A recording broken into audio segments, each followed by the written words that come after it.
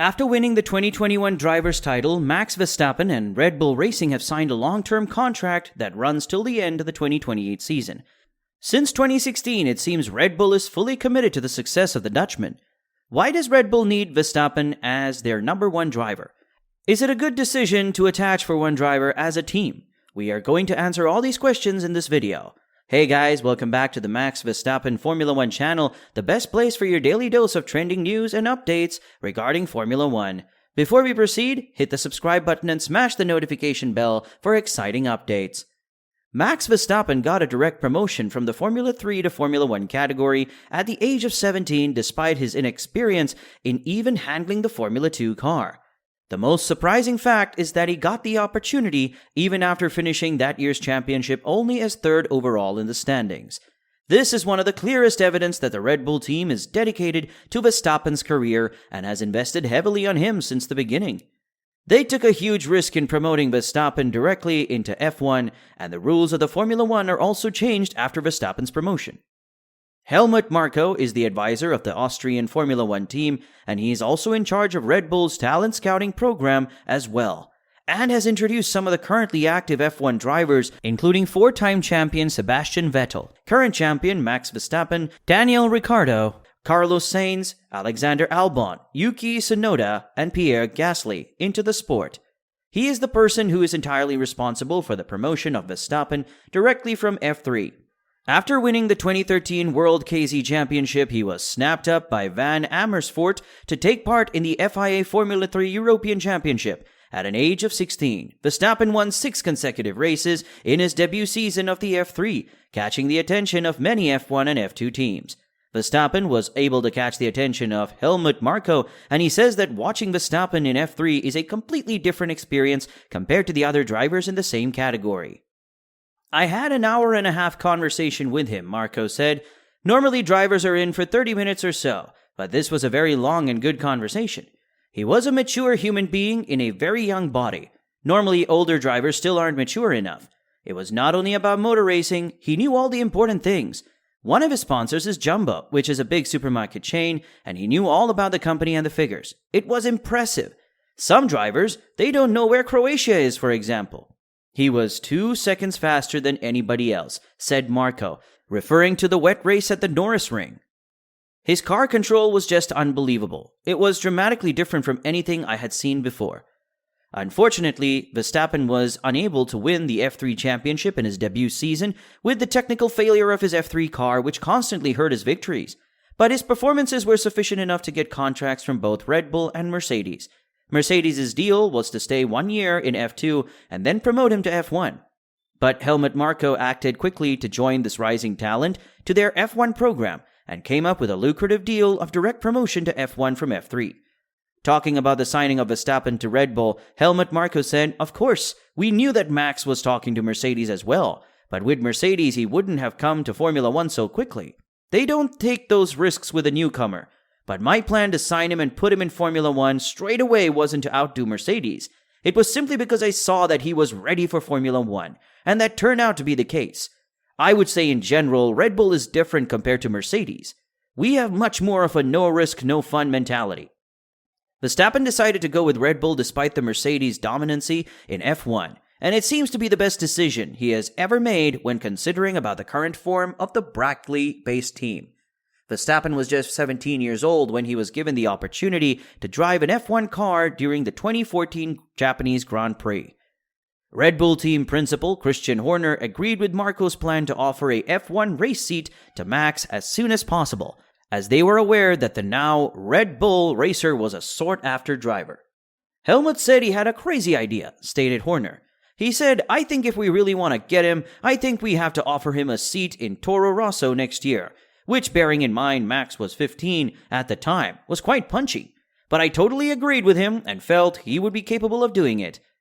There were a lot of people who doubted he would be able to make the big jump to F1, but he was a driver of such ability. There was just something unique about him. It was a straightforward thing to do. Finally, the Dutchman was promoted to the Red Bull sister team Toro Rosso in 2015, and he made an unbreakable record of being the youngest driver to start a race in Formula 1 history at the age of 17 years and 166 days. Later, the minimum age to compete in F1 was set to 18 years, and the Verstappen record will remain forever unless a rule change is done. Verstappen competed alongside Carlos Sainz in Toro Rosso, and both of them were looking for an opportunity within the senior Red Bull racing team.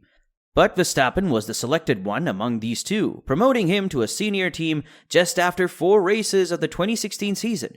It was never an easy decision for the Red Bull administration to decide in between Verstappen and Sainz. It was Sainz's bad luck to get Max as a teammate, Marco said during an interview in the Red Bulletin. There was an outcry because some felt Carlos had been overlooked. His development was also very good, and the difference between the two was often very minimal. But despite having less experience, Max was the faster driver. Hence our decision to move him to Red Bull Racing. He further explained why they have decided to promote Verstappen over Sainz. Actually, the Australian F1 team totally gambled on Verstappen's early career, promoting him to F1 without any prior experience even in F2, and then promoting him to the senior Red Bull team, replacing much more experienced Daniil Kvyat, are very risky decisions as an F1 team. However, winning the 2016 Spain GP in his debut race with Red Bull ultimately showed that Red Bull was right to gamble on their driver. The whole Max Verstappen project has actually been a big risk, said Marco. But no, with Raymond Vermeulen, Verstappen's co-manager, and Jos, he had professional people behind him, of course. With that background and given his performance at Toro Rosso, it was quite logical to promote him. Then he grew very quickly race by race, beating his teammate Daniel Ricciardo more constantly, and then he was forced over Ricciardo by the Red Bull team. Finally, at the peak point of their rivalry, Ricciardo left Red Bull and Verstappen became the number 1 driver within the Red Bull team. Until Honda arrives as the engine supplier of the Red Bull in 2019, Red Bull's performance with underpowered Renault engines was not sufficient enough to fight for the championships. Finally, the Austrian team was able to create a challenger which can challenge the dominancy of Silver Arrows in 2021. Max Verstappen was able to clinch the driver's title after a tough battle with Lewis Hamilton. After giving Red Bull their first world title since 2013, both the parties were in a strong position to negotiate a long-term deal on considerably better terms. The reigning world champion's contract is running till the end of the 2028 season, and it is one of the longest drivers' contracts in the recent history of Formula One. Milton Keynes' base squad has made no secret of their strong favoritism on Verstappen as the number 1 driver of the team, effectively molding the team around him. As the Austrian team feels that's the most effective way to deliver a sustained period of success. Christian Horner served as its team principal since the establishment of the Red Bull Racing, and now Verstappen is now slowly turning into such a figure within the Red Bull setup. With this long-term contract extension, Red Bull wants to give the Verstappen a feeling like at home. I think it very much demonstrates the commitment that Red Bull has to Max and Max has to Red Bull, said Christian Horner. This is fantastic news for the whole team. It shows commitment from both sides and a real belief in what we're doing. So what better way to start a new season with the extension of this agreement until the end of the 2028 season? It's phenomenal for us. I think it was very important for us to have continuity.